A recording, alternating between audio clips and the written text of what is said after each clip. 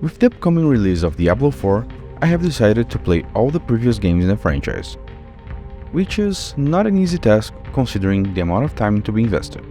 My whole vision of the Diablo franchise was based on watching a family member play it for hours and hours when I was a kid.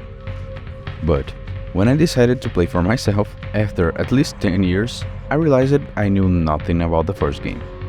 So, with that in mind, I got my copy on GOG and finally played Diablo 1, 27 years after its release.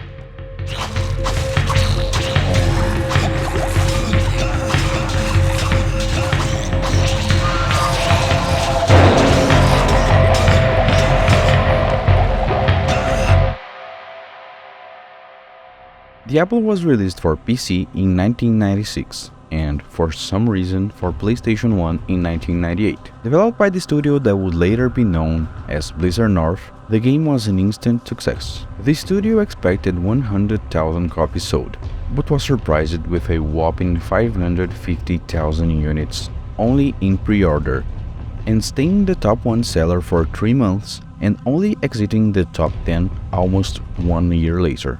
The estimated all-time number of copies sold is way over 2.5 million, so it is very easy to state the game's importance. At this point, it is almost impossible to say things that were not said before about this masterpiece. It updated the definition of action RPG. The Diablo franchise is a legendary adventure, but as all adventures go, it started with a humble beginning. My playthrough took 8.5 hours long, which was very surprising for me. I expected a very long game, considering my knowledge of the other entries in the series. The first time I opened Diablo 1, I was greeted with this song.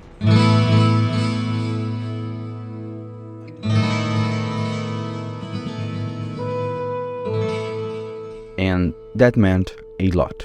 Our hero starts the adventure on the outskirts of a town named Tristram, which is being devastated by hellish creatures. The beginning of the game is light. We go around talking to the townsfolk and getting to know them and what is happening. The developers did something interesting here. Most of the characters and dialogue are not that complex, but with a purpose. Keep the pace up. The action in action RPG is not only for shows.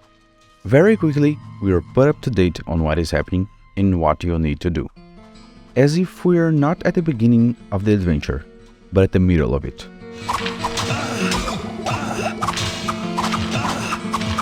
Diablo is a straight-to-the-point adventure, with a 16-level randomized dungeon and a handful of quests, with a few randomized side quests. The game gets progressively harder, as deep as we go until we reach Hell. It is quite punishing, and you will most likely develop strategies to get through it with the class of your choice. As we walk to the first objective, we have a really interesting scenario right in front of us. A corrupted monastery. A place that should be the epicenter of good is now corrupted and the font of all evil in this place. The first level of the labyrinth tells the whole story. A scary, eerie, and oppressive atmosphere that could surprise you at every beat and every turn. And as we go deeper and deeper, things get more apparent. The amount of surrealness, the sense of dread, and the claustrophobic atmosphere only grows stronger. Diablo is, for sure, worth playing. Even after all this time, the mood, the graphics, and the soundtrack are simply perfect. I would say its biggest problem is in the gameplay. It was groundbreaking and, simply put, completely revolutionary at the time. But the lack of mobility is the most notable thing that is very dated from this game, and, to be fair, is an easy point to pick out considering modern standards. For most of the game, you'll walk around, and you have almost nothing to increase that mobility. That problem gets a little bit frustrating at the lower levels of the dungeon, as, for me, as a warrior, I had, in many situations, to corner ranged enemies to have any chance of hitting them, while all the others struck me. I've seen a few people using that as a reason not to recommend the game, but I did not find it frustrating enough to harm, not even a little, my experience with it. The technical aspects are completely on point.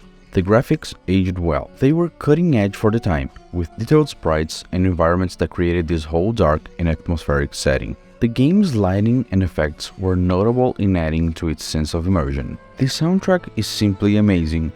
I still get chills by listening to the song that played every time I entered Tristram. The sound design is impressive. Each enemy has its unique sound that helps players identify them by sound alone, and many of those became classics. The gold dropping, the potions, and the scrolls dropping, the repair, and many others. And not to mention small things that we take for granted nowadays, as the likes of randomly generated dungeons, the possibility of various builds, a very aggressive AI, and good replayability. Story-wise, all I can say is that the characters are not exactly developed, but that did not take me off of being very interested in all the lore. The game's premise is simple. Go to the cathedral and down the labyrinth, and eventually you'll kill Diablo, the Lord of Terror. But for me, most of the interesting aspects of the game's lore were in the little dialogues with the townsfolk, the gossip, and the tips they gave about every quest. The world building, the eerie and the gothic setting, lore, and the very tangible thread of fear and hopelessness that links everything together. After finishing the game, I felt the same way I did when I finished Black. I needed to talk about it, but differently from that video, in this case, it was because I loved my experience, not because I was confused. Diablo is fantastic. It is a must-play for everyone that loves gaming. The brilliance of Diablo lies in the subtle intricacies and the omnipresent darkness that envelops the protagonist throughout the quest. The disconcerting sensation of being devoid of hope and salvation is what sets the game apart. Diablo 2 and 3 may have superior graphics, gameplay, and story, but the core aspects of the franchise, the intimate, claustrophobic, and oppressive atmosphere of Diablo 1 are unmatched to this day. For sure the Diablo franchise will be present in future videos, but for now, that's it. Thanks for watching. This channel is my safe haven to talk about the things that I love the most, and your support will be greatly appreciated. If you enjoyed the video, considering helping the channel in any way, shape or form. Until the next one. Bye.